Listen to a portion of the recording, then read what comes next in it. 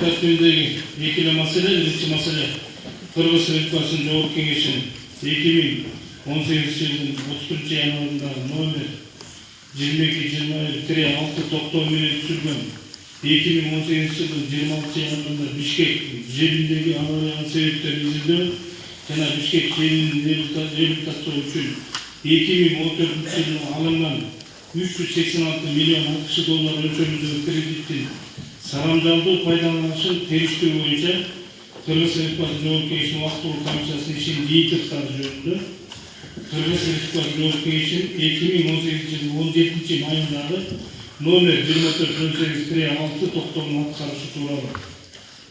Демилгечи Кыргыз Республикасынын Жогорку Кеңешинин отун энергетика комплекси жана жер казынасын пайдалануу боюнча комитети. Баяндамачы Кыргыз Республикасынын биринчи вице-премьер-министри Боронов Кубат Алексеевич.